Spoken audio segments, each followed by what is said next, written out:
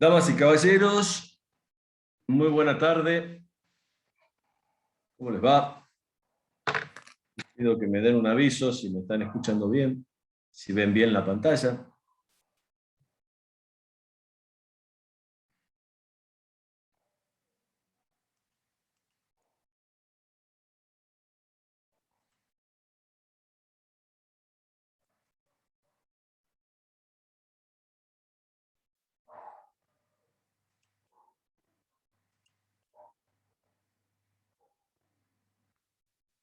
¿Escucha bien?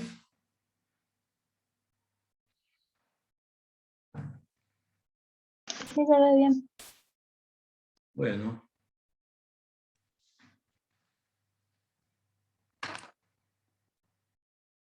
No sé qué está pasando.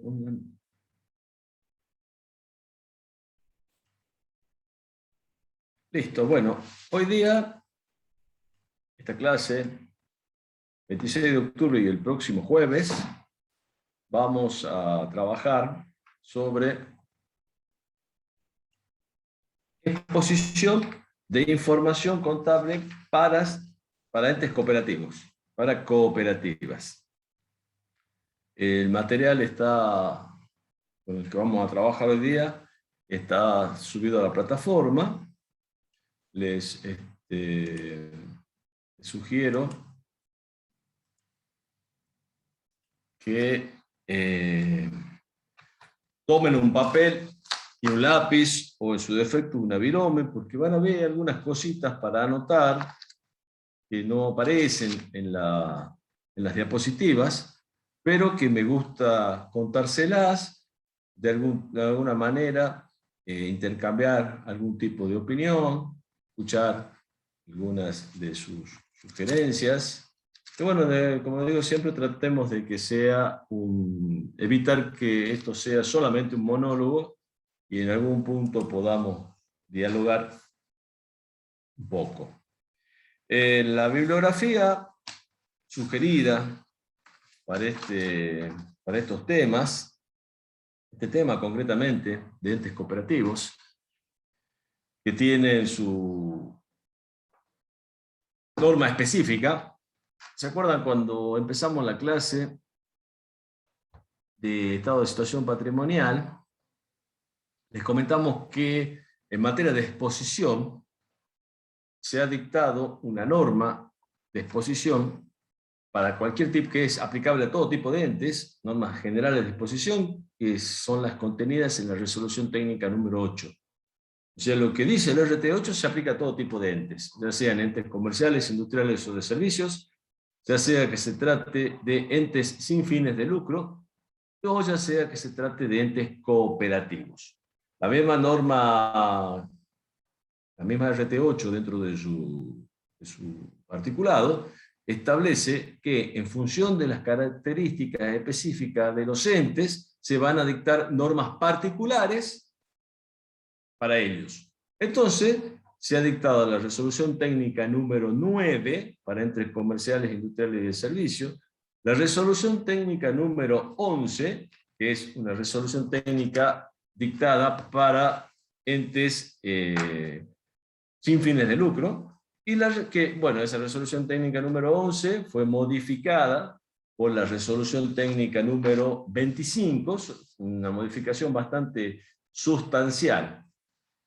Y la resolución técnica número 24, que es la resolución técnica que establece normas particulares de exposición para entes cooperativos.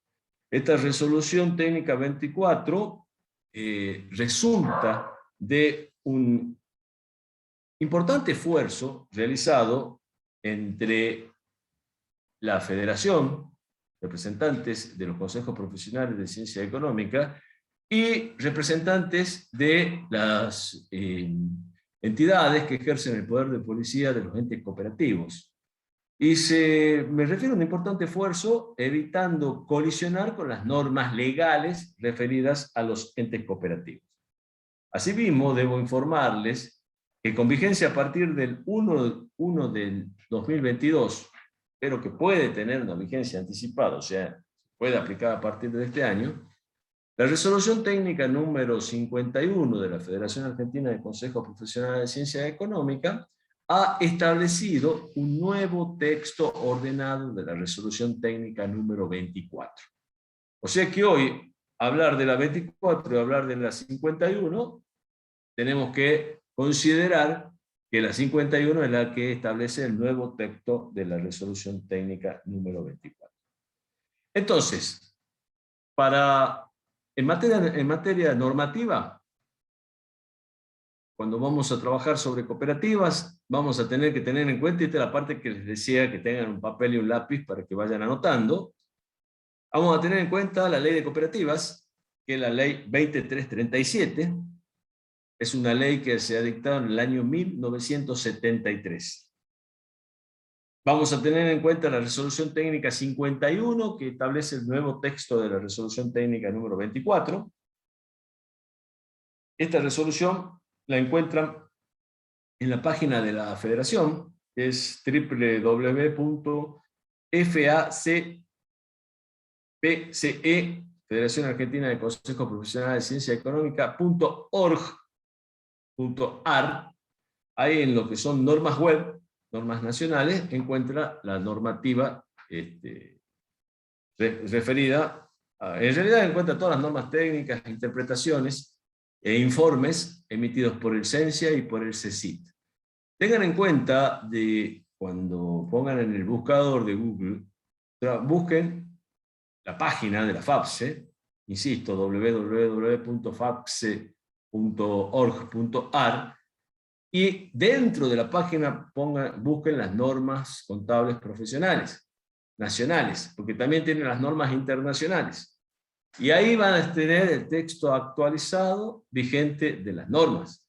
Muchas veces ocurre que se busca, por ejemplo, como RT51, y les aparece el RT51, pero por ahí no la RT51 contenida en la página de la Federación, sino en alguna otra página, y lo más probable es que, bueno, no sea el caso de la 51 porque no tiene modificaciones, pero sí, si aparece, por ejemplo, del RT24, es muy probable que no aparezca con las modificaciones de la 51, que se aprobaron a fines del 2020, normas que se aprobaron a fines del 2020, principio del 2021.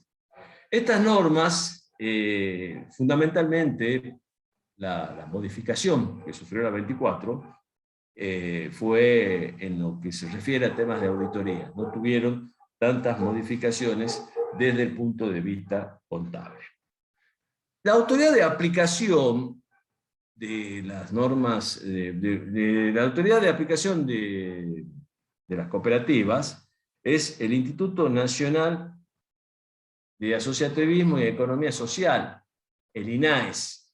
Nosotros durante el transcurso de la charla y por ahí en la bibliografía van a encontrar normas del INAES, normas del INAC, normas del INACIM, normas del SAC. ¿Qué ha pasado? Originalmente la ley 2337, que creó el Instituto Nacional de Acción Cooperativa, que es el INAC, que luego fue reemplazado en el año 1996, esto es solamente un dato que lo estoy leyendo, fue reemplazado por INACIM, Instituto Nacional de Acción Cooperativa y Mutual. Y luego, en el año 2000, fue creado el INAES, Instituto Nacional de Asociativismo y Economía Social. ¿Qué pasa con todo esto? Todo esto depende son creados o dependen de la Subsecretaría de Cooperativas y Mutualidades, dependiendo del Ministerio de Desarrollo Social de la Nación. Durante el transcurso de la vida de estas instituciones se ha ido cambiando el nombre del organismo, pero no han perdido vigencia las resoluciones que se han ido dictando con el transcurso del tiempo. Entonces nosotros vamos a encontrar resoluciones del INAES, resoluciones del INAC, resoluciones del INACIM. No es que son tres organismos diferentes, sino que es el mismo organismo que con el transcurso del tiempo ha ido cambiando de nombre. En materia normativa también vamos a encontrar como un dato importante, que también lo vamos a mencionar en varias oportunidades durante la clase de hoy y durante la clase del próximo jueves, lo que se llama el informe 31 de la Federación, emitido, informe 31 que fue emitido por la Federación Argentina de Consejos Profesionales, que es un informe del área de contabilidad del CECIT. Informe 31 que se titula Modelo de Estados Contables e Información Complementaria para Entes Cooperativos. Este informe 31, dentro del CECIT, también lo van a encontrar en la página de la Federación. Sin perjuicio de que lo van a encontrar ahí, y que sería interesante que como tarea de investigación mínima, los busquen esta información en la página de la Federación, en la página que les listé hace unos minutos, para que se vayan familiarizando con el sitio donde encuentran la información. Ahí van a encontrar la RT24 original, van a encontrar la RT51, que es la que establece el nuevo texto de la resolución técnica número 24, van a encontrar este informe número 31 del área contabilidad. Todo es absolutamente gratuito y no requiere loguearse y no requiere ningún tipo de contraseña. En materia bibliográfica, la bibliografía recomendada por la cátedra es la guía práctica de balances de Mariel Orieta, que también es un libro que ha sido sugerido o recomendado para otros temas que hemos tratado en Contabilidad 3. Y otro libro específico sobre el tema es el que se llama Normas Contables para Entes Cooperativos, de Carlos Federico Torres. Es un libro de Bullati, es un homónimo en parte de nuestro profesor Carlos Darío Torres. Este profesor Carlos Federico Torres es un profesor de la Universidad de Santa Fe. Entonces, ya puestos en conocimiento de la bibliografía adecuada, vamos a empezar a trabajar concretamente con algunas características de los entes cooperativos que de alguna manera determinan la razón por la cual estos entes requieren de una norma particular que contiene normas de medición, algunas normas de medición, y normas fundamentalmente de exposición, con algunas características distintivas y diferentes respecto a lo que son los entes comerciales, industriales o de servicio. Tengamos en cuenta entonces que tenemos normas para entes comerciales, industriales y de servicio que persiguen fines de lucro, entes que no persiguen fines de lucro, que son los entes sin fines de lucro, y normas de exposición para cooperativas. El artículo 2 de la ley 2337, ley que les contaba, en la ley de cooperativa, es la ley que les contaba que es la ley que se crea, se dicta en el año 1973, y ley sobre la cual se basa originalmente la RT24, y en la cual se ha trabajado en forma conjunta entre la gente de cooperativas y mutuales y gente de la Federación Argentina de Consejos Profesionales de Ciencia Económica. La ley 2337 en su artículo segundo establece que las cooperativas son entidades fundadas en el esfuerzo propio y la ayuda mutua para organizar y prestar servicios. Características de solidaridad, de voluntad, de carácter igualitario. Una situación, el artículo 4 de la ley de cooperativas, define lo que es el acto cooperativo. No sé si ustedes alguna vez han escuchado hablar de lo que es el acto de comercio. El acto de comercio originalmente formaba parte del Código de Comercio que allá por el agosto del 2015 se convirtió en Código Civil y Comercial. Se unificaron, el Código Civil teníamos por un lado, con el Código de Comercio que teníamos como por otro lado, y se unificó en el Código Civil y Comercial con vigencia a partir de agosto del 2015. Originalmente el Código de Comercio preveía o definía lo que es el acto de comercio, y lo definía como definía que era un acto de comercio toda adquisición a título oneroso de una cosa mueble o de un derecho sobre ella para lucrar con su enajenación, ya sea en el estado en que se adquirió o haciendo una modificación. Lo traigo a colación porque, de alguna manera, el acto de comercio define a lo que es una actividad comercial desarrollada por sociedades comerciales o por personas humanas. La persona humana también puede desarrollar una actividad comercial. Pero nosotros trabajamos sobre personas jurídicas. La ley de cooperativa, esta ley 2337, define al acto cooperativo y lo define de manera diferente a lo que es el acto de comercio definido por el artículo 8 de la ley 2337. Y dice que los actos cooperativos son los realizados por las cooperativas y sus asociados. Cooperativas y sus asociados. Y por aquellas entre sí. O sea, por un lado la cooperativa con un acto que realiza la cooperativa con su asociado, un acto cooperativo. Si realiza un acto cooperativo entre las cooperativas entre sí, estamos frente a un acto cooperativo en el cumplimiento del objeto social y la constitución de sus fines institucionales.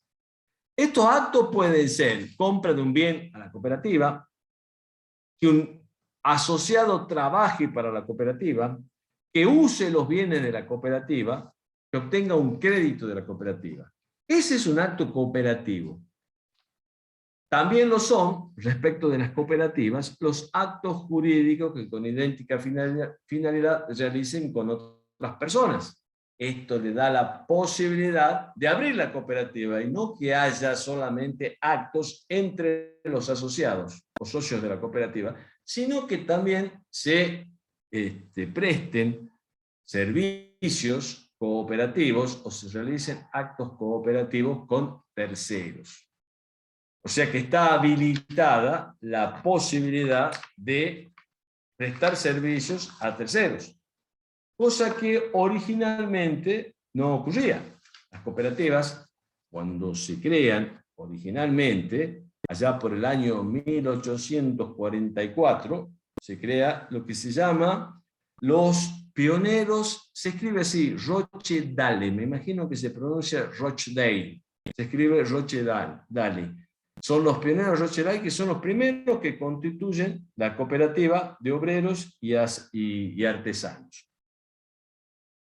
En esa época no se permitía, no estaba permitido que las cooperativas realicen actos cooperativos con terceros. Hoy sí se los permite, pero ya vamos a ver las consecuencias que tiene, legales y normativas, que tiene la realización de actos con terceros. La Alianza Cooperativa Internacional, la ACI, también define a la cooperativa como una asociación autónoma de personas que se han unido voluntariamente para hacer frente a sus necesidades y aspiraciones económicas, sociales y culturales comunes por medio de una empresa de propiedad conjunta y democráticamente controladas. Fíjense, en la terminología hablamos de propiedad conjunta, propiedad y control democrático. Que la diferencia de las otras organizaciones, como ser las empresas que son controladas por el capital o por el gobierno. En las cooperativas el control es democrático, la propiedad es de los asociados. Hace rato les nombré como al INAES, Instituto Nacional de Asociativismo y Economía Social. En adelante vamos a hablar de INAES, que en el último orden reemplazó al INASIM. Originalmente era el INAC y en última instancia reemplazó al INASIM. Desde el 2000, el Instituto Nacional de Asociativismo y Economía Social es el organismo que depende del Ministerio de Desarrollo Social, que ejerce las funciones que le competen al Estado en materia de promoción, desarrollo y control de la acción cooperativa y mutual. Nosotros acá vamos a poner énfasis en la acción cooperativa. O sea, nos mueve, la mutual se rige en materia contable por las disposiciones contenidas en la resolución técnica número 11. Cooperativas, en tanto, se rigen por las disposiciones emanadas de la resolución técnica número 24. Insisto, cuyo texto ordenado está en la resolución técnica número 51. Hay algunas diferencias entre lo que son cooperativas y mutuales, más allá de que tenga al ente de control, promoción y desarrollo en la misma institución, que es INAES. Las cooperativas desarrollan una actividad económica orientada a la producción de bienes y servicios y al mercado. O sea que se pueden prestar a través de sus asociados servicios a terceros. En cambio, las mutuales no. Las mutuales realizan prestaciones destinadas exclusivamente a sus asociados. Las cooperativas tienen un capital, al igual que las mutuales. El capital de las cooperativas corresponde a los asociados. Los asociados tienen derechos económicos sobre el capital de la cooperativa. Tienen derecho a retirar el capital cuando se retiran de la cooperativa. El efectivamente integrado, acuérdense que nosotros tenemos un capital suscripto, que es el compromiso de aporte que originalmente se hace cuando se constituye un ente, en este caso una cooperativa, se constituye a través de un estatuto. Ahí tenemos un capital suscripto, el compromiso de aporte. A medida que se va integrando el capital, tenemos lo que es efectivamente integrado. Entonces, cuando un asociado se retira de la cooperativa de trabajo, de una cooperativa puede ser de trabajo, de consumo, de crédito.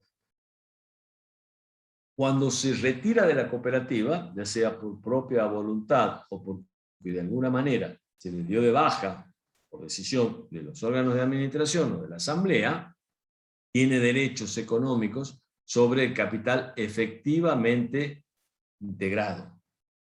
En cambio, en las mutuales, como en todos los entes sin fines de lucro, el capital es de la entidad. Cuando un asociado se retira de la mutual, no se lleva nada, no se lleva absolutamente nada. Cuando se retira de un ente sin fines de lucro, no se lleva absolutamente nada. Otra diferencia entre cooperativa y mutual es que en las cooperativas el asociado tiene derecho sobre los excedentes repartibles, que se pueden distribuir como anticipo de retorno. Y acá empiezo a introducir un concepto que es el de excedente repartible.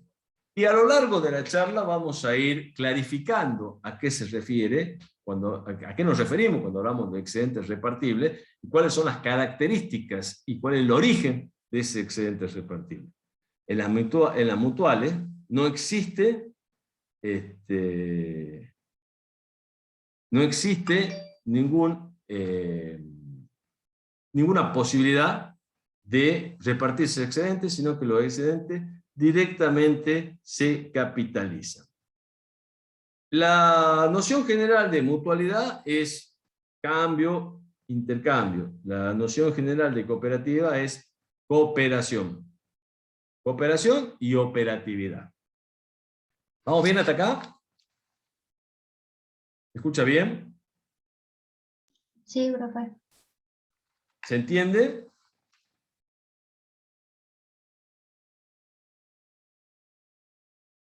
Características de los entes cooperativos. Y esta característica de los entes cooperativos la saqué directamente del artículo 2 de la ley 2337, y la resolución técnica 24 repite algunos de estos conceptos o de estas características contenidas en el artículo 2 de la 2337. Veamos cuáles son las características. Tienen capital variable y duración ilimitada. No ponen límite estatutario al número de asociados ni al capital. No ponen límite estatutario máximo. O sea, pueden ser infinitos asociados. Sí tienen un límite mínimo. No puede constituirse una cooperativa con menos de 10 asociados. E incluso, en el caso de cooperativas de trabajo, se puede constituir una cooperativa eventualmente y temporariamente por menos de 10, pero siempre más de 6. Esto requiere una autorización del INAES. Y esta autorización del INAES está prevista en la resolución 324/94, que es del INAC. ¿Me siguen? O sea, el número mínimo de asociados es 10. No puede haber menos de 10 asociados para constituir una cooperativa, salvo que se trate de una cooperativa de trabajo, que puede tener hasta 6 temporariamente, con autorización del INAES, que es el órgano de control de las cooperativas y de las mutualidades. Pero nosotros vamos a hablar estrictamente de cooperativa. Si tiene, para que tenga más de 6 y menos de 10, requiere de una autorización del INAES para que temporariamente pueda operar de esa manera. Y esa autorización, esa norma, digamos, surge de la resolución 324 del año 1994, emitida por el INAC, Instituto Nacional de Acción Cooperativa, que luego fue reemplazado por el INACIN, que luego fue reemplazado por el INAES. ¿Está claro eso? Cada asociado tiene derecho solo a un voto, cualquiera sea el número de cuotas sociales que posea. O sea, un asociado puede tener más de una cuota social, pero en la asamblea vota la persona, no la capital, no la cantidad de cuotas. Por eso decíamos, en algún punto de lo que va de esta charla, que el gobierno es absolutamente democrático y que no está gobernado por el capital ni por los órganos de gobierno. Hay 100 asociados, hay 100 votos, aunque un asociado tenga la mitad del capital social. Me voy a un extremo de ejemplo bastante difícil de que se dé, pero que quede claro esa situación. Hugo Nazar, aunque tenga 3 cuotas sociales, tiene derecho a un solo voto en la asamblea de la cooperativa. Reconocen un interés limitado a las cuotas sociales en la medida que el estatuto lo autorice.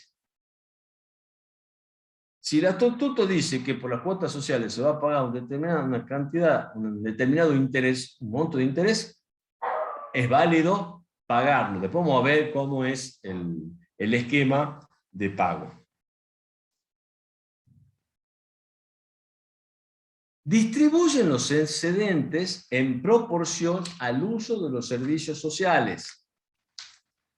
Si hay un excedente, cosa que no debiera ocurrir, porque por definición lo que se debe cobrar en cualquier tipo de cooperativa es el costo del servicio prestado. Eso debe ser igual al precio de venta, de manera que el excedente sea igual a 0. Pero como es provisoria la determinación del costo, también es probable que surja un excedente entre el precio de venta del bien o servicio que brinde la cooperativa y el costo de ese bien. Entonces, en la medida en que los excedentes se produzcan como consecuencia de operatorias relacionadas con la gestión cooperativa y realizadas con asociados, si se genera un excedente, ese excedente se puede repartir entre los asociados. Y se debe repartir en proporción al uso de los servicios sociales. Por ejemplo, si estamos en presencia de una cooperativa de trabajo, se reparte el excedente en función al trabajo brindado por los asociados a la cooperativa.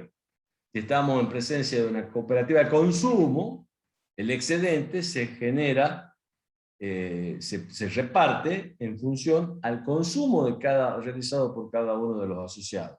Si estamos en una cooperativa de crédito, en función a los créditos otorgados o utilizados por los asociados. ¿Está claro? Fomentan la educación cooperativa y su integración. Más adelante vamos a ver que de los excedentes repartibles, ya hace unos minutos incluí como palabra clave los excedentes repartibles, antes de que se produzca la distribución en proporción al uso de los servicios sociales a favor de los asociados, debe retenerse un importe para fomentar la educación cooperativa y su integración. Y debe probarse ese fomento que se hizo tanto de la educación cooperativa y su integración, incluyendo en los estados contables información complementaria donde se informe el origen de los fondos y el uso que se les da a esos fondos. De que hay que hacer una notita que después la vamos a ver. El modelo está en el informe 31 que les mencioné al principio. Prestan servicios a sus asociados y en las condiciones que establezca la autoridad de aplicación, también a no asociados. O sea, no está permitido que el 100% de los servicios se presten a terceros, aunque hay actividades, por ejemplo, hay ejemplos, ustedes lo van a encontrar también ahí en el libro de Torres, ejemplos de cooperativas de trabajo que prestan servicios públicos de transporte público de pasajeros.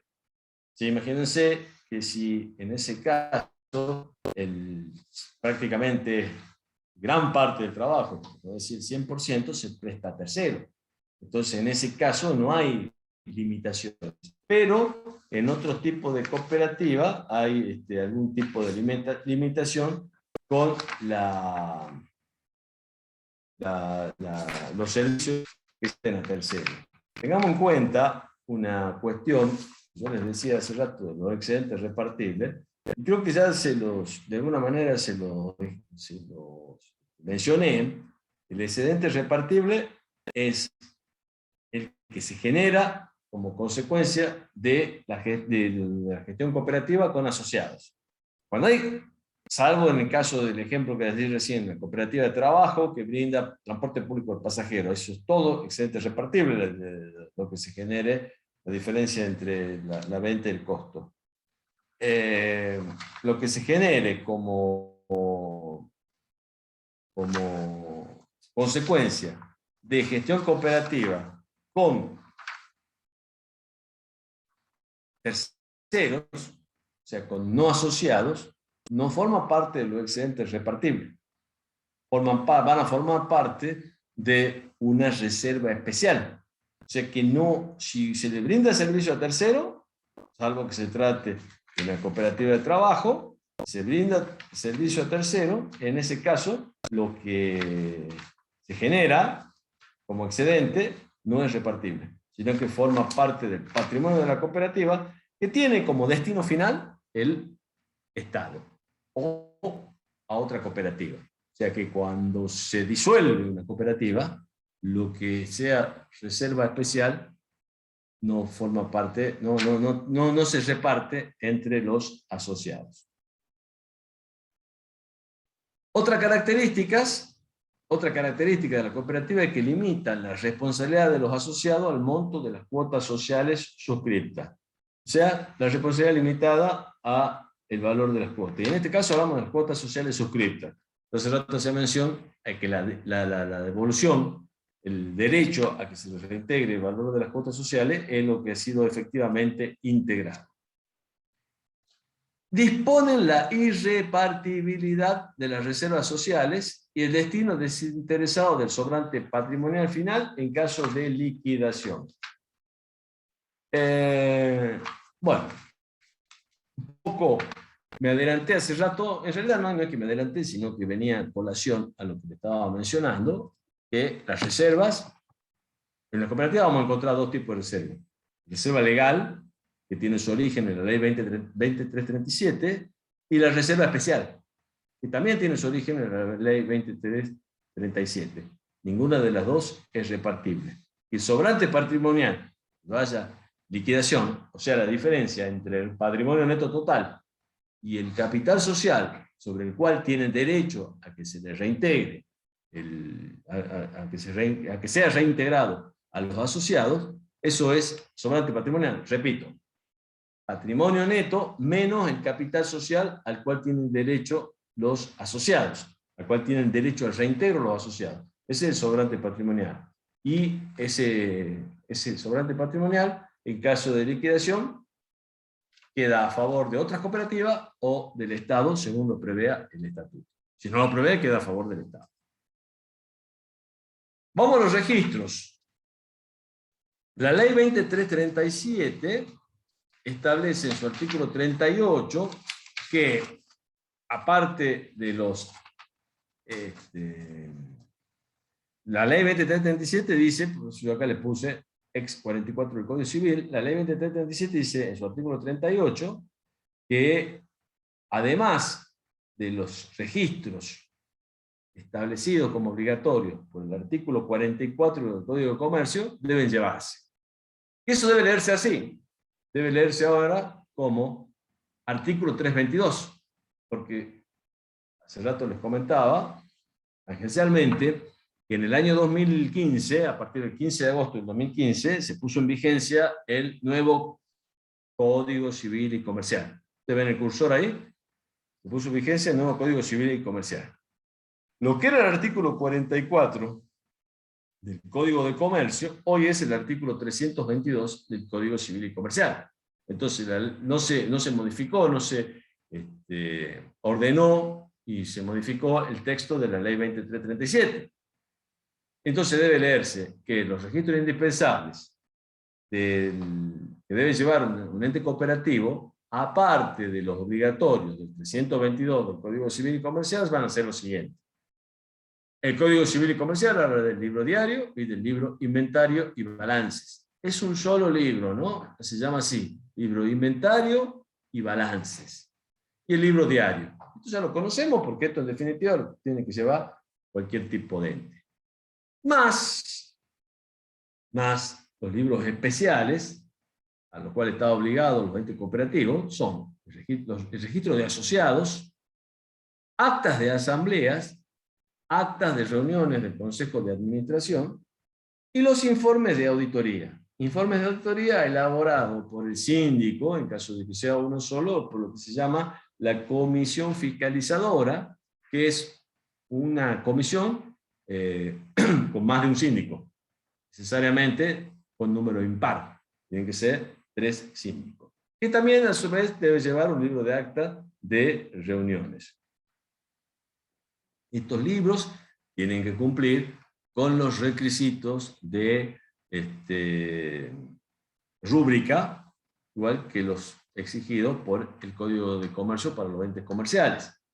La rúbrica de estos libros la hace, bajo la supervisión del INAES, la Dirección Provincial de Cooperativas. En Salta se ubica en la calle Pedernera, entre Belgrano y Güemes.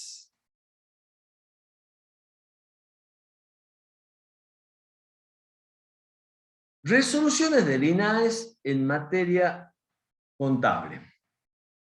Insisto con algo que parece cargoso, pero que lo quiero dejar claro. El INAES existe como INAES desde el año 2000.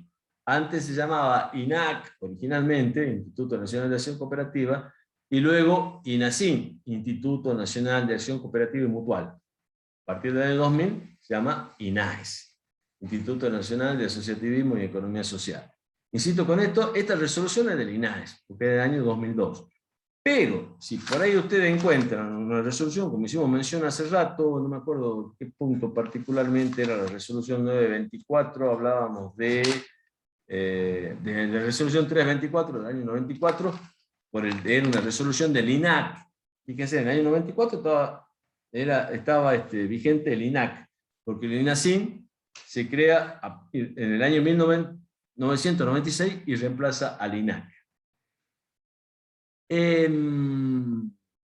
Esta resolución, la 1150, establece que los estados contables de cooperativa y mutuales deberán presentarse expresados en moneda constante, aplicando la resolución técnica número 6.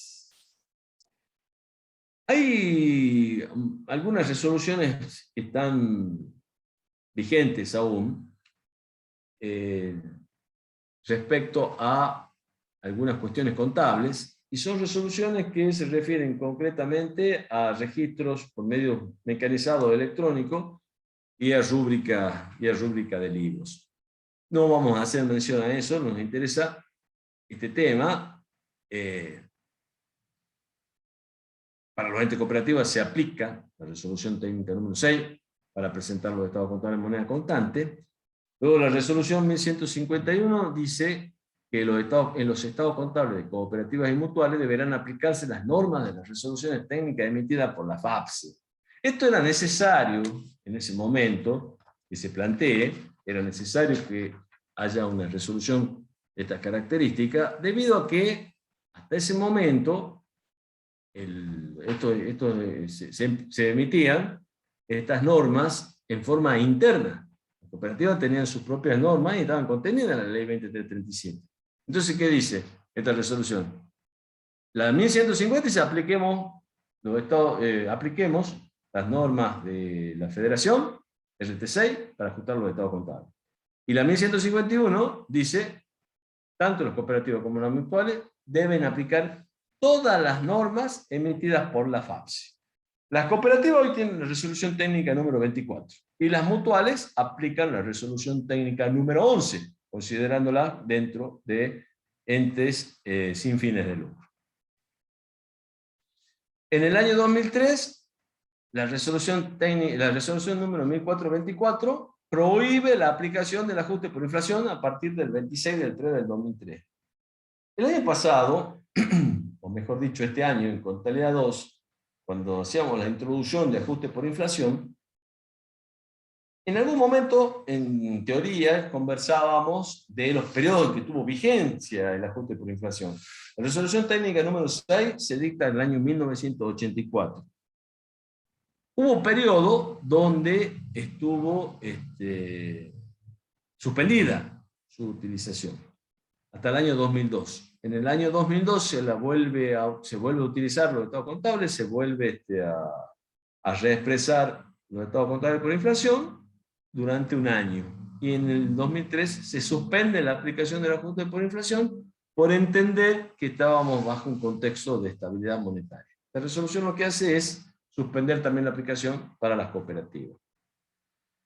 Y esta resolución asimismo confirma que respecto al contenido y la forma de los estados contables a presentar por ente cooperativo deberán aplicarse las normas de las resoluciones técnicas de la Federación Argentina del Consejo Profesional de Ciencia Económica, incluidas las interpretaciones, que a esa fecha no había, ¿no? Pero las interpretaciones que se hacen sobre las normas contables, las resoluciones técnicas, son de carácter obligatorio en cuanto a su aplicación. Una interpretación que ustedes seguramente han visto hace poquito tiempo, cuando han visto el estado de flujo de efectivo, es la interpretación número 2 de la FAPSE, que se refiere a situaciones particulares que requieren interpretación de la resolución técnica número 8 en lo referido al estado de flujo de efectivo.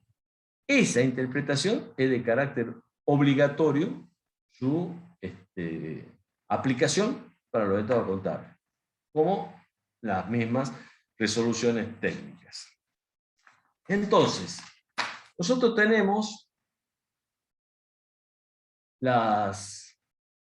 como conclusión, para las cooperativas, las normas de la Federación tienen el carácter de legales, evitando la existencia de sistemas de normas diferentes para temas similares. Al principio le dije que se trabajó en forma conjunta entre la FAPSE y el INAES, o ya lo nombro el INAES. Al principio le decía a las entidades, o sea, quienes representan y controlan o ejercen el poder de policía de los entes cooperativos, y le digo, se trabajó en forma conjunta entre la Federación y el INAES para evitar la colisión de normas.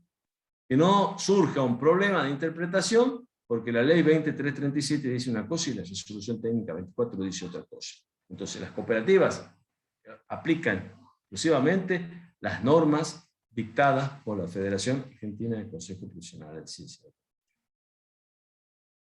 Vamos a meternos ya de lleno en el tema contable.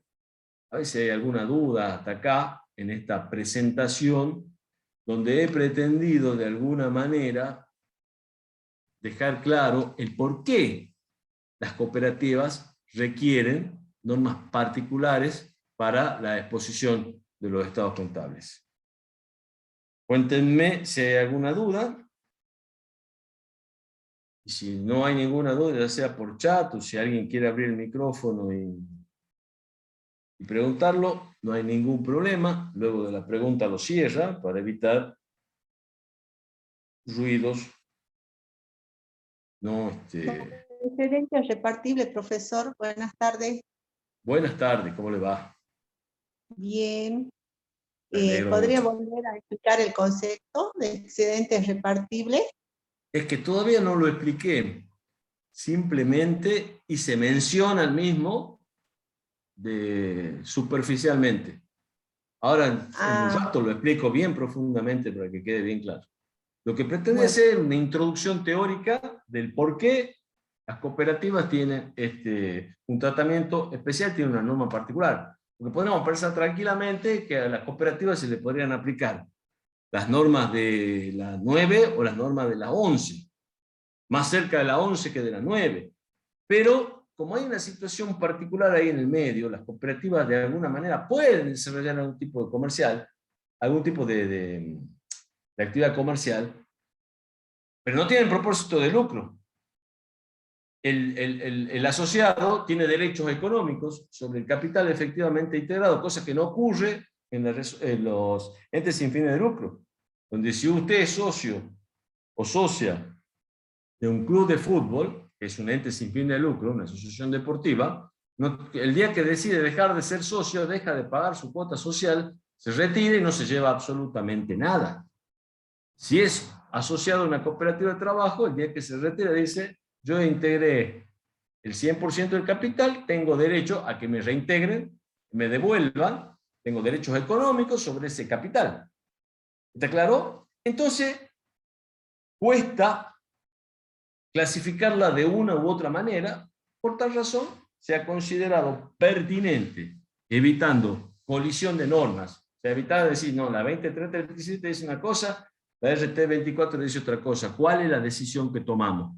Entonces, se ha buscado trabajar en forma conjunta. Por eso ustedes van a ver que en la resolución técnica 24 hay muchas de las normas que copia a lo que dice la ley 2337. Y eso no está mal. Porque una es una norma legal y la otra es la norma contable. Lo que pretende la norma contable es respetar la norma legal y darle un marco contable a la exposición y en algunos casos a la medición y a la auditoría de los entes cooperativos. Fíjense, ustedes lo tienen que buscar en la página de la Federación de esta manera: Resolución Técnica número 51. La resolución técnica número 51 se titula Nuevo texto de la resolución técnica número 24, que son normas profesionales, aspectos particulares de exposición contable y procedimientos de auditoría para entes cooperativos. El nuevo texto de la 24 incluye modificaciones sustanciales en lo que se refiere a procedimientos de auditoría. No así en temas de exposición contable. ¿Por qué? Porque la 24 estaba contextualizada en lo que fue la resolución técnica número 7. Resolución técnica número 7 que establecía normas de auditoría, que ustedes la van a ver en su momento cuando estudien auditoría. Hoy está vigente la resolución técnica número 37, sustancialmente modificada, que modifica, mejor dicho, modifica sustancialmente las normas de la resolución técnica número 7. Entonces, en lo que es procedimiento de auditoría para ente cooperativo, la resolución técnica 24 ha quedado sumamente desactualizada. Y ahí empezaba a generarse colisión de normas, porque había que aplicar lo que dice la 37, pero teníamos una resolución que decía otra cosa. Entonces, ¿qué ha pasado con la 51? Han hecho un nuevo texto y han adecuado todo lo que han adecuado algunas cuestiones contables, que digo bien, han adecuado, porque nosotros para analizar algunas cuestiones contables nos teníamos que ir a alguna resolución del INAES o del INAC, y ahora está incluida dentro de la resolución técnica número 51.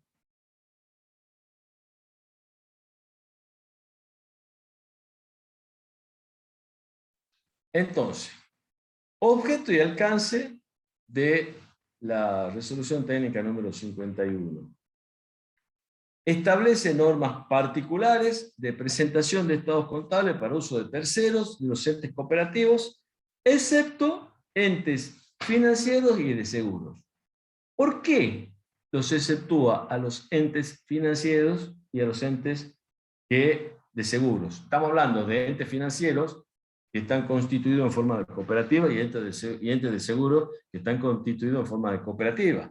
¿Por qué lo excluye? Acá encontramos bancos, cajas de crédito y seguros que tienen su propia norma, por eso los excluye. Tienen su propia norma, los criterios de medición y exposición para entes financieros, digo bancos, y entes de seguro, digo compañías de seguro. Los criterios de medición y exposición están impuestos por sus organismos de control, que son el Banco Central de la República Argentina y la Superintendencia de Seguros de la Nación. Pero ojo, que las normas de medición y exposición estén impuestas por estos organismos que los controlan, insisto, Banco Central de la República Argentina y Superintendencia de Seguros de la Nación, no obsta a que se apliquen determinados aspectos establecidos dentro de las normas aplicables a todos los entes cooperativos. Y entre estos aspectos tenemos, por ejemplo, la clasificación de los excedentes repartibles y no repartibles, que enseguida vamos a profundizar cuáles son repartibles y cuáles son no repartibles, con la intención de dejarlos clarísimos. Que los excedentes se asignen de acuerdo a la ley de cooperativa, que se informe acerca de las erogaciones destinadas a la educación y promoción cooperativa y la capacitación del personal. ¿Se acuerdan que yo hace rato les mencionaba, e insisto, les mencionaba superficialmente, porque lo vamos a profundizar ahora ya en el análisis directo de la resolución técnica 24, les mencionaba que antes de repartirse los excedentes entre los asociados deben constituirse reservas y pasivos con fondos destinados a la educación y promoción cooperativa y a la capacitación del personal. Entonces, los entes, estas entidades que se rigen por los dispuestos por su entidad de control, el Banco Central, y la Superintendencia de Seguros de la Nación, también tienen que cumplir estos requisitos definidos en la Resolución Técnica 24 y en la Ley 2337. También deben respetar lo que es constitución y recomposición de las reservas, presentar resultados por secciones, inclusión de cuentas de patrimonio neto propias de la cooperativa, informar acerca del capital pendiente de reintegro de los personas, de los asociados que se han ido retirando de la cooperativa.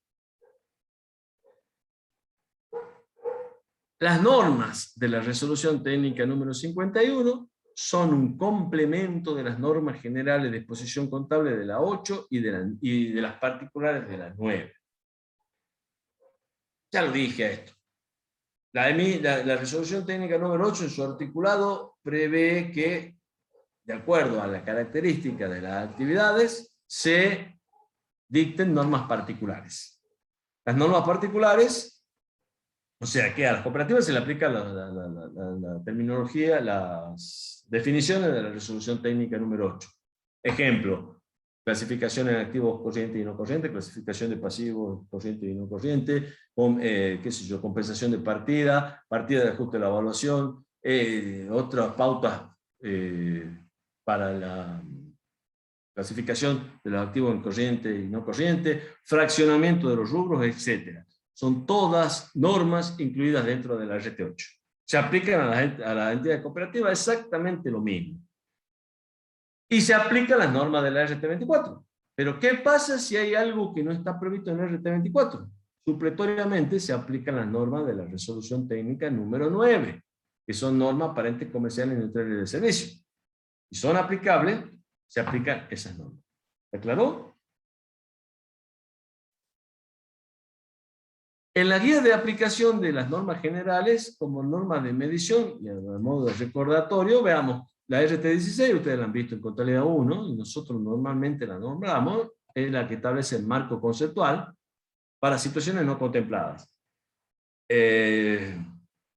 La RT16 establece las características de la información, los requisitos que debe cumplir la información contable, las restricciones, la definición de activo, la definición de pasivo, la definición de patrimonio neto, etc. La RT17 y 18, criterios de medición en general.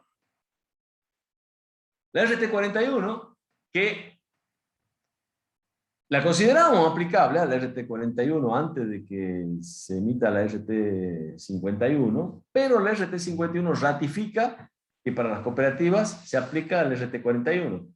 ¿Se acuerdan de qué se trataba la RT41? Un título informativo. ¿Saben de qué se trata?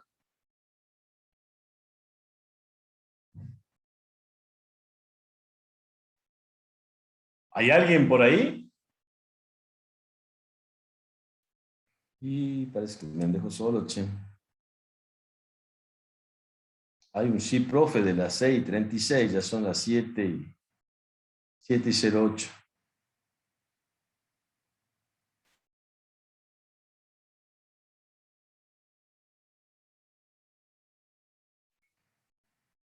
Para entes pequeños y medianos. ¿Qué lo googleado o se acordaba? No, sí me acuerdo algo. ¿Se acuerda? Bueno, me parece, está bien informada. El RT41 es la norma establece criterios de medición para entes pequeños y medianos, como bien dice usted. Se divide en tres partes, una parte parte general, la RT41 segunda parte se refería a normas de medición para entes pequeños y la RT41 tercera parte para normas de medición para entes medianos. Las cooperativas se pueden calificar como ente pequeño o mediano. Esta es una calificación que se hace en función, uno de los parámetros que se tiene en cuenta es el importe de ingresos que ha tenido en el año inmediato o anterior. En función a eso se lo califica como pequeño o mediano. Si no califica como ente pequeño o mediano, califica como ente ni pequeño ni mediano y aplica las normas de medición de la RT17. Ya hablamos de ese tema, si quieren lo pueden repasar en la clase cuando hicimos la presentación. Yo hablé cuando hice la presentación del estado de situación patrimonial de esta situación. La RT51 ratifica que las cooperativas pueden aplicar normas para entes medianos. Para entes medianos y pequeños. Tengamos en cuenta que son normas que tienen un grado de complejidad mucho menor a la complejidad que tiene la resolución técnica número 17. Pero también, consecuencia que genera esta situación de utilizar menos, información menos compleja es que la información que brinda también es más simple y que en algunos casos en particular no ayuda a tomar las mejores decisiones. Pensemos en cualquier situación que se nos presente en la vida, mientras mejor información tengamos, mejor decisión vamos a poder tomar. Vamos a tomar decisiones en función a la experiencia, o en función a la información que tengamos, y no en base a la intuición. Eso es aplicable a todos los órdenes. Y en el caso de que tengamos una cooperativa que desarrolle una actividad agrícola o ganadera, prevalece como norma a utilizar las normas contenidas en la resolución técnica número 22, que se refiere a normas contables para entidades agropecuarias.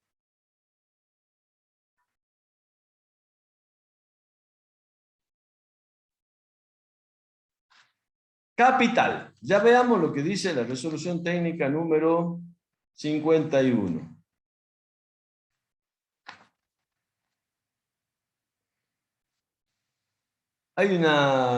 Insisto con una cuestión. Lo que dice la resolución técnica 51, la resolución técnica número 24, es gran parte lo que dice la ley 2337. Recuerden este concepto. Se trabajó, y lo dice en los considerandos de las normas, tratando de evitar la colisión de normas. Evitar, la ley dice esto, la resolución técnica dice eso. ¿Cuál aplico? Se evitó eso, entonces directamente se copió lo que dice la ley en la resolución técnica. Cosa que no es criticable desde ningún punto de vista, sino que es una forma de ordenamiento. El capital de las cooperativas está constituido por cuotas sociales indivisibles y de igual valor. Cuotas que son nominativas y pueden ser representativas de uno más. Pueden transferirse entre los asociados, pero esa transferencia puede hacerse solamente bajo la autorización del Consejo de Administración, que es el órgano administrativo de las cooperativas. Deberá constar en acciones representativas de uno o más cuotas que revisten el carácter de nominativas. Esto ya lo dije. Y se integran al suscribirse como mínimo al 5%. Yo noto mucho problema en los exámenes, cuando por ahí le toca hablar a los alumnos, no sería el caso de ustedes, cuando se tienen que identificar al capital suscripto del capital integrado. El capital suscripto es el compromiso de aporte. Yo me comprometo a hacer un aporte de 10 pesos o de 100 pesos. ¿Sí? Ese es el compromiso de aporte que aparece en el estatuto. Es un crédito que tiene a favor la cooperativa. O un crédito que tiene a favor cualquier ente, si se ha constituido de una SRL, por ejemplo. Hay un compromiso de aporte de 100 pesos. ¿Qué pasa en una sociedad comercial? En una sociedad comercial, al hacer el compromiso de aporte, dice: yo me comprometo a aportar tanto. Entonces automáticamente surge un crédito a favor de la empresa, un crédito a favor de la cooperativa en este caso. Pero al momento de la suscripción hay una obligación de integrar una parte. Esa integración en una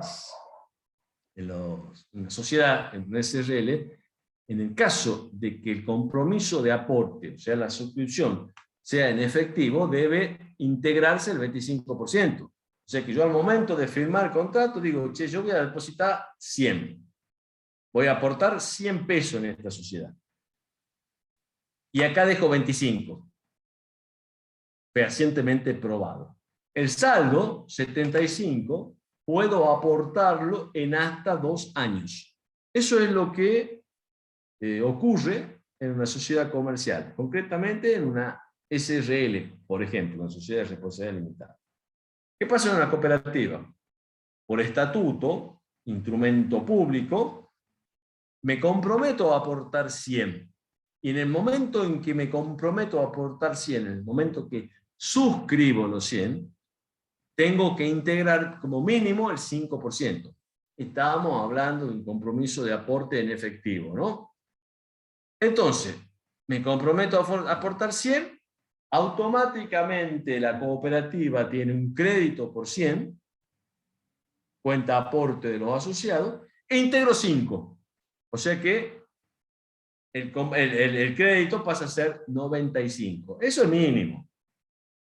Se puede pautar en el estatuto que al suscribirse haya que integrar el 100%, porque es un acuerdo de parte. No se olviden que un contrato, un estatuto, es un acuerdo de parte. La ley obliga, dice, bueno, si es la ley de sociedades comerciales, la ley general de sociedades dice, si suscribís 100, tenés la obligación de integrar como mínimo el 25. Siempre hablando de aporte en efectivo.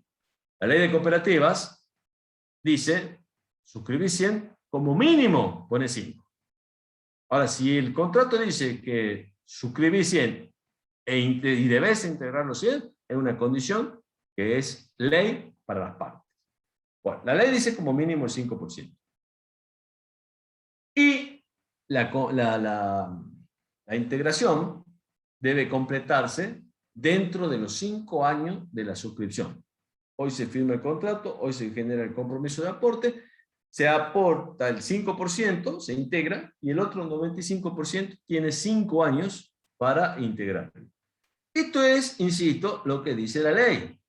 El convenio entre las partes puede ser diferente. El convenio entre las partes es decir, no, aportamos 100 e integramos los 100 y lo demostramos.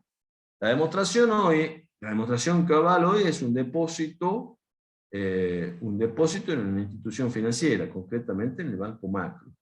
Y persona jurídica, en el caso de sociedades comerciales, está aceptando que una certificación firmada con firma certificada de contador público se informe que se ha integrado ese mínimo legal o lo que dice el contrato de acuerdo a lo que hayan pautado los socios.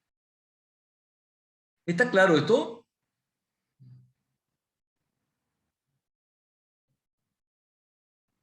Sí, profe. Edith Susana Cruz, ¿se entiende lo que digo?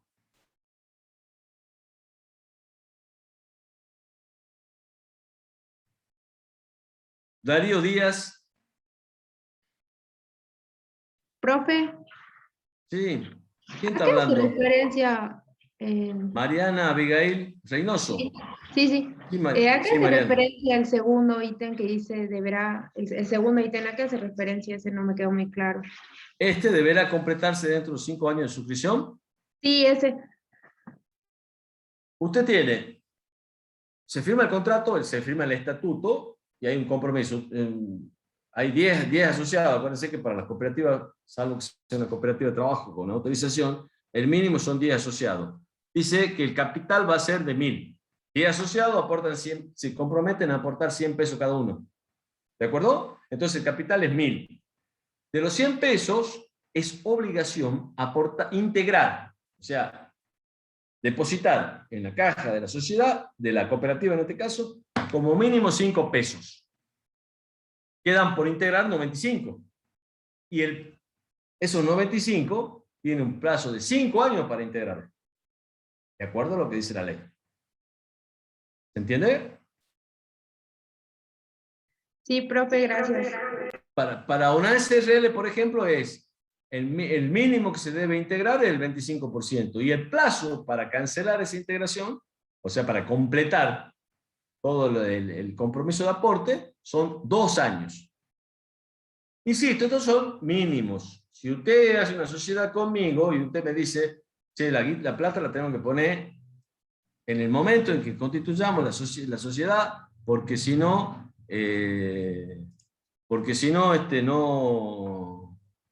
no funciona esta sociedad, ahí el mínimo legal se cumple ampliamente. Cuando hablamos de capital variable, hablamos que en el caso de las cooperativas, el ingreso y el egreso es absolutamente libre. Y el capital no requiere ser inscripto en ningún registro.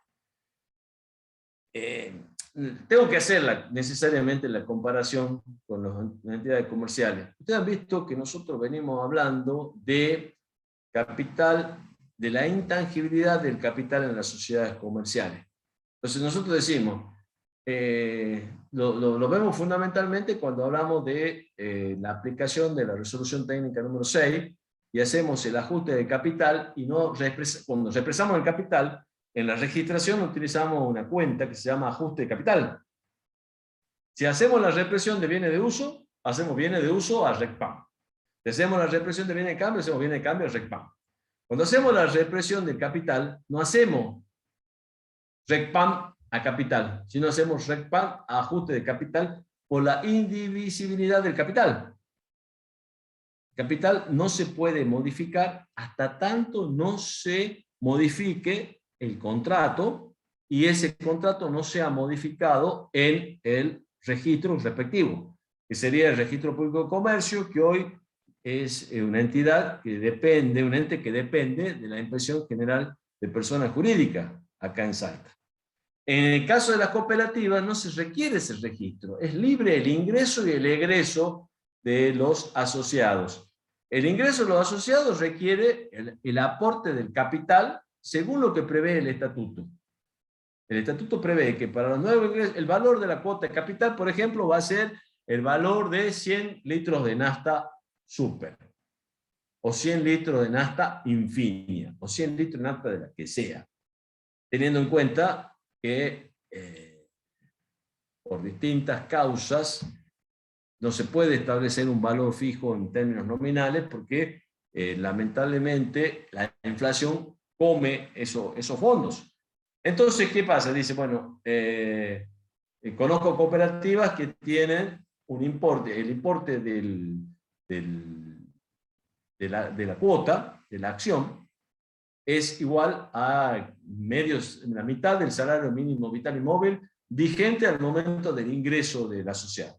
Bueno, el asociado ingresa, aporta la mitad del salario mínimo vital y móvil, o aporta los 10 litros, el valor de 10 litros de combustible y ya es socio de la cooperativa, ya es asociado a la cooperativa. Se produjo un incremento del capital social y no hay que inscribirlo en ningún lado, simplemente hay que registrar en un libro específico. Vieron que hace rato nombrábamos los libros obligatorios, y en uno de los libros obligatorios establecido por el artículo 38 de la ley 2337 es el registro de asociados.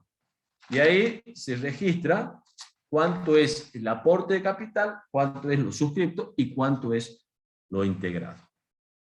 Eso estoy respondiendo a una pregunta de por qué el capital es variable, el producto que me decía Julián.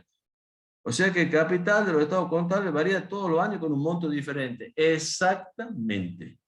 Exactamente. Varía todos los años y dentro del año varía. Puede subir y puede bajar. Y no es necesario inscribirlo en ningún registro, sí llevar información complementaria en un registro especial, y la RT24 prevé como información complementaria que se presente un informe detallado de los últimos 5 años del capital, de la variación que sufrió el capital. ¿Por qué 5 años? Porque hay un plazo para completar la suscripción de 5 años.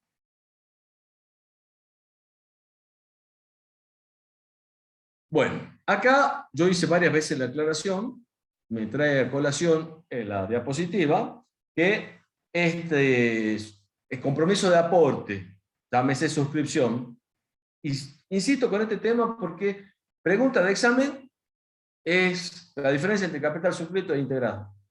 Y es tan sencilla que mucha gente no la sabe. Entonces prefiero repetirla. Algunos dicen, no, pues eso ya lo hemos visto en primer año del Colegio Nacional, pero no importa, hay gente que no, me parece que no está de más repetir algunas cosas y recordarlas.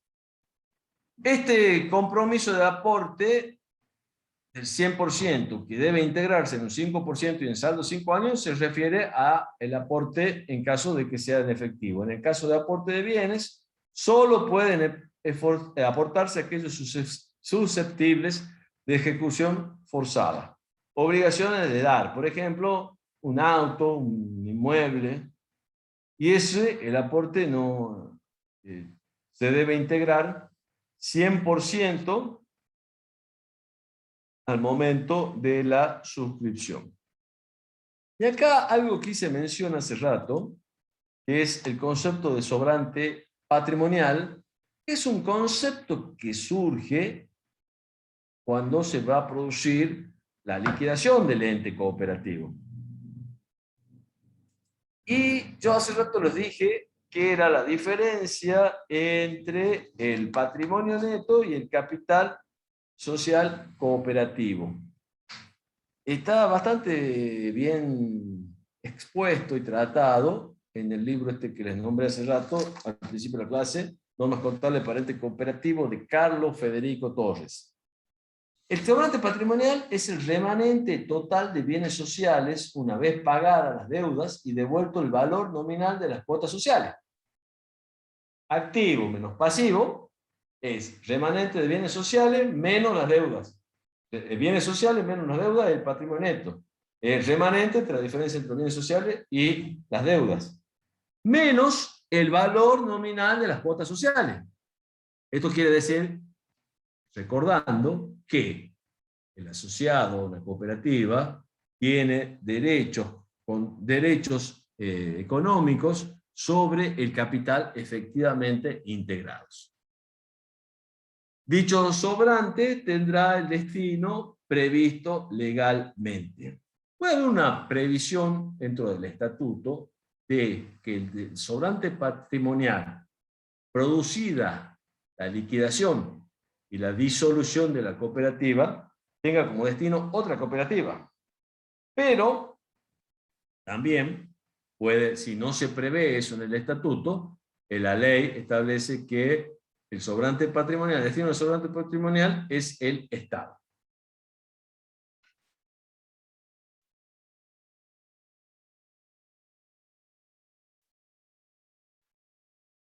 Seguimos. Este es un modo de financiamiento que tienen las cooperativas que no es muy usado, lamentablemente o no, qué sé yo, no es muy usado, que son estos títulos cooperativos de capitalización, se llaman, vulgarmente denominados TICOCA, títulos cooperativos de capitalización. Se trata, decía, que es una fuente genuina de financiamiento, que no va a parar al capital social, sino que puede formar parte del patrimonio neto o del pasivo, según se establezca en el instrumento de constitución. Hay una serie de resoluciones del INAC y del INACIN relacionadas con este tema. Por ahí, si a alguien en algún momento le interesa recabar información, si tienen algún contacto, algún servicio de asesoramiento con una cooperativa, hay una resolución del INAC, la 349 del año 95, que se refiere a esta fuente genuina de financiamiento y se titula de esa manera. Otra también del año 95, de la resolución 1966, que obliga a llevar un registro de estos títulos cooperativos de capitalización, y una resolución del año 99, la 593 del INACIN, que reglamenta la integración y suscripción. Veamos de qué se trata estos títulos cooperativos de capitalización, que le podemos encontrar en el patrimonio neto o en el pasivo. Y la distinción entre encontrarlo, la razón por la cual lo encontramos en uno u otro lado, depende de las cláusulas establecidas en el instrumento constitutivo. instrumento constitutivo que emana de la asamblea o del estatuto de la cooperativa. Los títulos cooperativos de capacitación, de capitalización, son capital complementario, cuya emisión solo puede ser aprobada por la asamblea y surgirá de utilizar la relación técnica y demás condiciones exigidas por la autoridad de aplicación. Esto que está en negrita es un agregado de la resolución técnica número 51, que es la que ordena la resolución, la que prevé el nuevo texto de la resolución técnica número 24. Fíjense que lo que no está en negrita, capital complementario cuya emisión solo puede ser aprobada por la asamblea, es lo que tenía originalmente la resolución técnica número 24. La 51 le agrega surgirá de utilizar la relación técnica y demás condiciones exigidas por la autoridad de aplicación. Las características principales de estos títulos son que pueden aportar por este concepto solo los asociados. Fíjense la trascendencia que puede tener esto, teniendo en cuenta que el sobrante patrimonial de una cooperativa tiene un destino establecido por la ley. O sea que el sobrante patrimonial no puede distribuirse entre los asociados. Los asociados, durante la vida de la cooperativa, pueden prestarle dinero a la cooperativa, financiar a la cooperativa, no solamente ya como capital, sino como títulos cooperativos de capitalización. Otorgan intereses a pagar, pero solo con excedentes repartibles. Ya vamos a ver enseguida, no sé si llegamos hoy o el próximo jueves, cuál es la característica de los excedentes repartibles. ¿De dónde surgen y cómo se reparten? Porque no es solamente que se reparten entre los asociados, sino que se reparten entre reservas, entre fondos para cumplir con los fines que tiene la cooperativa, la capacitación al personal, la promoción cooperativa entre terceros y el pago de intereses, que se establece en el instrumento de creación de los TICOCA. Pueden rescatarse mediante amortizaciones parciales. Suscrita totalmente, se admite una nueva emisión de títulos, la que podrá destinarse a rescatar la existente. ¿Qué quiere decir esto? Suscrita totalmente, vuelvo al significado de suscripción. Suscrita totalmente es que hay asociados, que dice que solamente pueden aportar los asociados, que se han comprometido a aportar a través de títulos cooperativos de capitalización, sabiendo que en algún momento la cooperativa se los va a reintegrar, le va a pagar intereses con excedentes repartibles y que pueden rescatarse con amortizaciones parciales. Esto quiere decir que los van a rescatar periódicamente. Un 20% el primer año, otro 20% el segundo, otro 20% el tercero.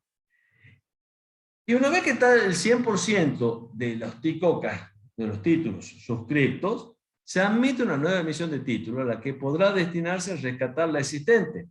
O sea, ¿qué hace? Se han emitido una determinada cantidad de títulos cooperativos de capitalización, de TICOCA, por valor de 1000. Los TICOCA lo han ido suscribiendo los asociados de la cooperativa. Cuando se llegan a suscribir los 1000, o sea, hay 50 asociados que han suscrito 20 pesos cada uno, ya está toda la emisión suscripta. Entonces se puede hacer una nueva emisión para rescatar la anterior. En ese caso, los TICOCA se van a exponer en el patrimonio neto. ¿Por qué? Porque la cooperativa no va a tener que hacer una erogación para rescatar los títulos, sino que lo va a rescatar con un nuevo título. O sea, hoy emite un título con vencimiento en diciembre del 2021. o en diciembre del 2022, vámonos a un año más para adelante. En noviembre del 2022 está totalmente suscripto los títulos. Ahí todos los asociados que han querido han suscrito la totalidad de los TICOCA. Han integrado los fondos de acuerdo a lo que prevé el instrumento de constitución. Y en ese momento, por decisión de la Asamblea, que está formada por los asociados, decide emitir una nueva serie de títulos que rescatan la anterior. O sea, sin erogar plata, la cooperativa toma los títulos, rescata los títulos que vencían en diciembre del 2022 y el nuevo título que rescata el anterior vence en diciembre del 2024. Entonces, al ocurrir eso, pasa a formar parte de del patrimonio neto, porque no hay una erogación, no hay una obligación que tenga que cancelar la cooperativa, sino hasta el 2024. Y en el 2024 pasará lo mismo. Si hay una nueva emisión de títulos para rescatar lo que tendría que rescatar la cooperativa, siguen formando parte del patrimonio neto. Si no se prevé esa emisión, automáticamente pasa a ser pasivo, porque no tiene que rescatar los títulos, tiene que devolverle el dinero a los asociados que han aportado y recuperar los títulos. ¿Está claro? Si hay intereses, los intereses sí se pagan con excedentes repartibles. Bueno, acá tampoco lo que les decía, si sus condiciones definen que se rescatarán únicamente con una nueva emisión de títulos, integran el patrimonio neto. En los restantes casos, integran el pasivo. Esto no estaba formando parte de la resolución técnica número 24. Lo incluye la resolución técnica número 51 en su punto 5.2. Sabíamos que existía esto. Esto está definido dentro de la ley 2337. Se aplicaba lo que decía la ley 2337. ¿Qué hace la resolución técnica número 51? Lo incluye dentro de la normativa profesional. ¿Se entendió? Sí, profe.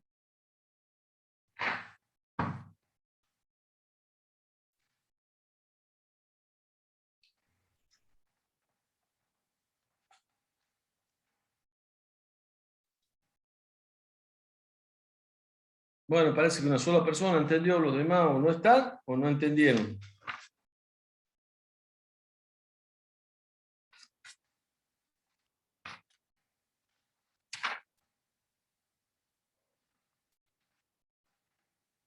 Eso ya te lo pregunté. Sí estamos, dijo Verónica. Acá estoy yo con los chicos. Enseguida llega mi marido. Bueno, hay 2, 3 que me están escuchando. Eso me hace muy feliz. Exactamente, Gustavo. Gustavo me pregunta, ¿con rescatar se refiere a pagar los títulos anteriores? Sí, señor. Si pagar los títulos anteriores, si vos emitiste los títulos que vencen en diciembre del 2022. Diciembre del 2022 tenés que ir a rescatar. Ya ves, ¿cómo se rescata? Poniendo la plata que se ha integrado originalmente y en las condiciones que se han establecido. Si lo rescato con plata, está previsto así, por ejemplo, en el instrumento de creación, si lo rescato con plata es pasivo. Si lo rescato con otro título, es decir, dame el que vencía en diciembre del 2022, yo te doy uno que vence en diciembre del 2024. ¿Estás de acuerdo? Sí, estoy de acuerdo, listo. Vamos hasta diciembre del 2024 y se expone en el patrimonio neto. Si en diciembre del 2022 voy y pongo los 1.000 pesos, que es lo que corresponde poner, los rescato, los recupera la cooperativa, ponen los 1.000 pesos y eso es un pasivo. Así es, señor.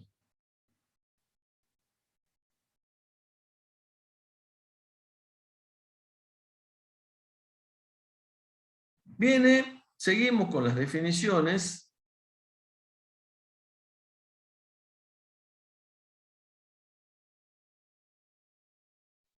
Que sería lo que es cuando hablamos de definiciones,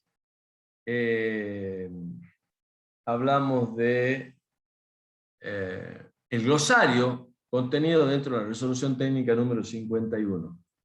La resolución técnica 51 dice que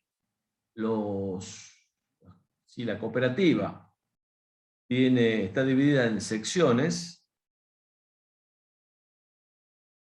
los estados contables deben prever la separación por secciones. ¿Y qué es una sección? Una sección es cada una de las actividades del ente establecidas en el objeto social. La asamblea, o en su caso el consejo de administración, debe determinar en forma clara y expresa las secciones. Los resultados del ente deben determinarse por secciones. Este último pedacito, esta última oración, la vamos a dejar para después. Los resultados del ente deben determinarse por secciones. Entonces, un ente tiene una sección administrativa, una sección financiera, una sección comercial, debe determinar los resultados de cada una de las secciones. Y eso, el ente cooperativo, ya vamos a ver, presenta un solo estado de resultado. Un estado de resultado que es idéntico en su confección al estado de resultado previsto en el modelo de la resolución técnica número 9. Al final, la diferencia está al final. Al final se abre en 3 renglones. Resultado de la gestión cooperativa con no asociados, resultado de la gestión cooperativa con no asociados y resultados ajenos a la gestión cooperativa. Y ahí se van a definir las características de cuál es repartible, cuáles son excedentes no repartibles, si es que hay excedente. Pero es importante acá la información complementaria, porque como información complementaria vamos a tener que detallar los resultados generados por cada una de las secciones. Y vamos a tener que detallar los resultados relacionados con la gestión cooperativa con asociados, los resultados relacionados con la gestión cooperativa con no asociados y los resultados ajenos a la gestión cooperativa. Entonces, de esa manera, toma especial importancia la información complementaria. Porque la cooperativa puede tener 10 secciones. Puede ser, por ejemplo, una cooperativa de consumo. Una cooperativa de consumo son asociados que se han unido, ayuda mutua, para hacer compras en volumen y distribuirlas entre los asociados. Obviamente cada uno pagando el valor que corresponde, pero puede haber secciones en comestibles, bebidas, ropa, distintas secciones de una cooperativa. Entonces, de esa cooperativa de consumo. Entonces, lo que debe hacer es presentarse los resultados por secciones. Y el detalle de un estado de resultado global, porque el estado de resultado es uno solo, el resultado, el detalle, va a estar dentro de la información complementaria. Compensaciones de quebranto.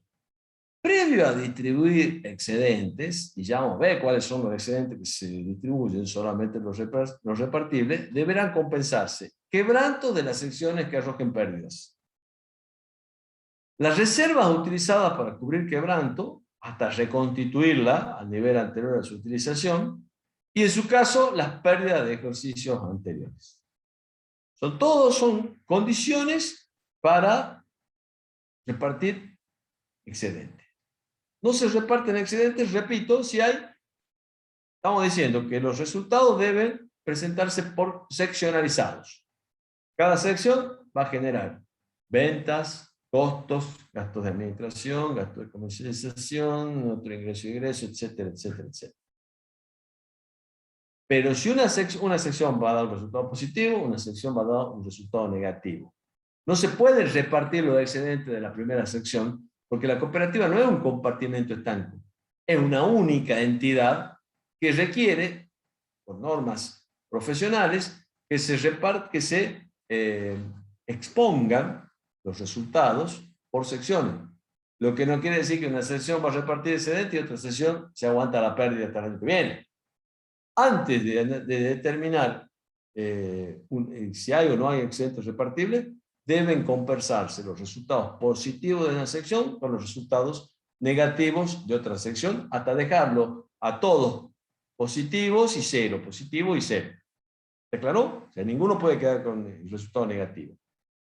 Ese resultado excedente positivo, antes de repartirse, antes de prever la medida que puedan ser repartidos, deben compensarse si se han usado reservas. Yo les dije, ya lo vamos a profundizar enseguida nomás, dentro de las definiciones y expresiones, que tenemos dos clases de reservas en las cooperativas, la legal y la reserva especial. Ambas surgen de la misma ley, la 20337.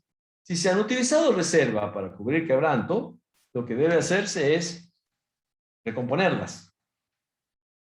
¿Con qué? Con los excedentes que se han determinado, o el excedente que se ha determinado de las distintas secciones. Si de ahí queda un remanente todavía susceptible de ser repartido, hay que compensar el resultado negativo que aparece, el resultado acumulado del estado de evolución del patrimonio neto. Eso es donde están las pérdidas de ejercicios anteriores.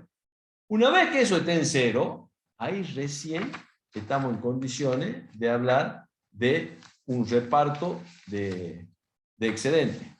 ¿Me siguen?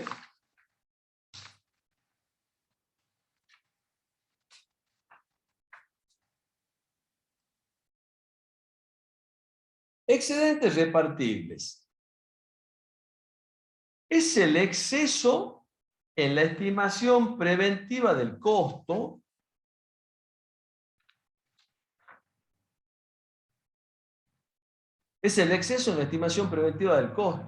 al fijar el ente el precio de los servicios prestados al asociado. Lo ideal sería que la estimación del costo no supere al precio del servicio prestado al asociado, porque la cooperativa no tiene fin de lucro. Pero como hay una estimación preventiva, lo ideal es que se cobre un poquito de más y luego se le devuelve al asociado. Porque si bien es cierto, la cooperativa no tiene propósito de lucro, es objetivo de los asociados que la cooperativa crezca en cantidad y calidad para que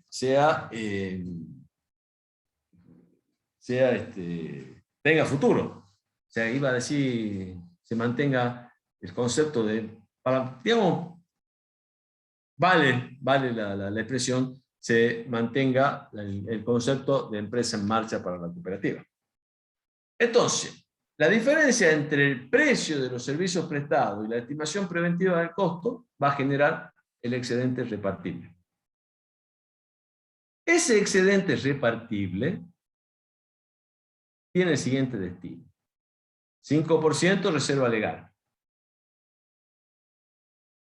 En la reserva legal que se expone en el patrimonio neto. 5% fondo de acción asistencial y laboral o para estímulo del personal. 5% fondo de educación y capacitación cooperativa. Estos dos últimos 5% no son patrimonio neto, sino que son pasivos. El ente, la cooperativa, debe usar esos dos 5% para acción asistencial y laboral o para estímulo personal y para educación y capacitación cooperativa. Y debe informar, como información complementaria en los estados contables, el origen y la utilización de esos fondos dentro del ejercicio. O sea, no es de uso en cualquier momento, sino que debe usarlos dentro del ejercicio e informar el modo en que los mismos han sido utilizados. Luego de constituir la reserva legal y esos dos fondos, reserva legal, patrimonio neto y estos dos fondos pasivos, paga el interés a las cuotas sociales en la medida que lo prevé el estatuto y paga el interés de los ICOCAS en la medida que se haya previsto tal situación en el instrumento que le dio origen a los TICOCA. El saldo que queda de esto se reparte entre los asociados. como retorno y en función a los servicios prestados a la cooperativa. El retorno, también definición incluida dentro de la resolución técnica número 51, el remanente que queda del excedente repartible, luego de la distribución, debe devolverse a lo asociado en proporción al uso de los servicios sociales o base legal establecida. A ver, yo hace rato les comentaba que existen tres ítems que se agregan al estado de resultado. Y es resultado por la gestión cooperativa con asociados, resultado por la gestión cooperativa con no asociados, resultado por la gestión ajenos a la gestión cooperativa. El resultado por la gestión cooperativa con asociado tiene este destino. 5% reserva legal, 5% fondo de acción asistencial, 5% fondo de educación cooperativa, pago de intereses a las cuotas sociales y a los TICOCA, y el remanente entre los asociados. Los otros dos conceptos, los otros dos resultados, resultados por la gestión cooperativa con no asociados y resultados ajenos a la gestión cooperativa, no se reparten, van directamente a formar parte de la reserva especial. Reserva especial que se constituye en función a lo previsto en el artículo 42 de la ley 2337. Gestión cooperativa se define como, tanto en la ley como en la resolución técnica 24, como la actividad ordinaria desarrollada por el ente cooperativo para la organización y prestación del servicio en cumplimiento de su objeto social, tanto con asociados como con no asociados. Algo que ve con el acto cooperativo que definíamos al principio. Reserva legal es la constituida por los excedentes repartibles. Su destino y aplicación serán establecidos por las normas legales. Acá es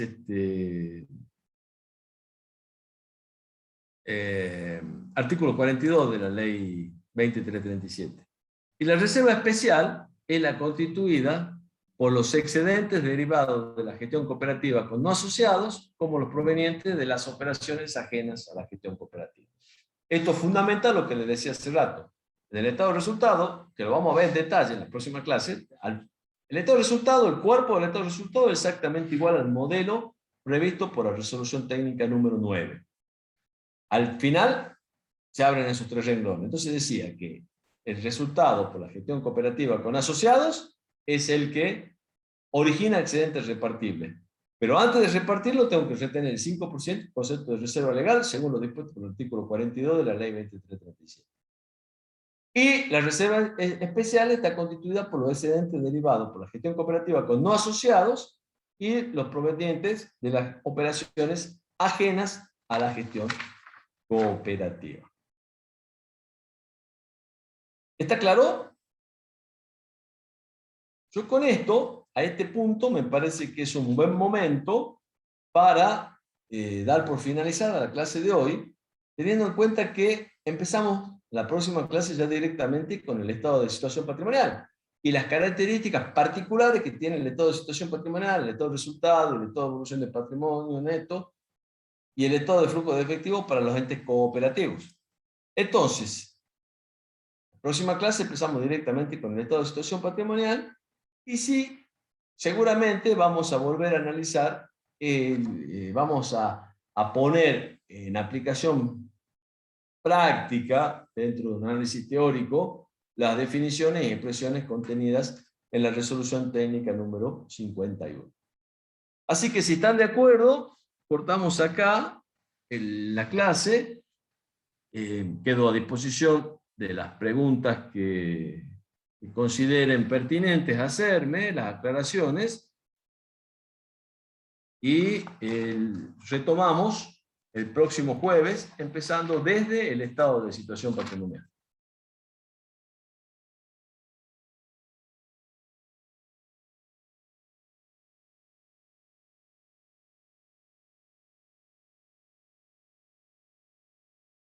Bueno, viendo y considerando que no hay preguntas, no sé la verdad si hay muchos alumnos conectados, pero sería bueno que el jueves retomemos.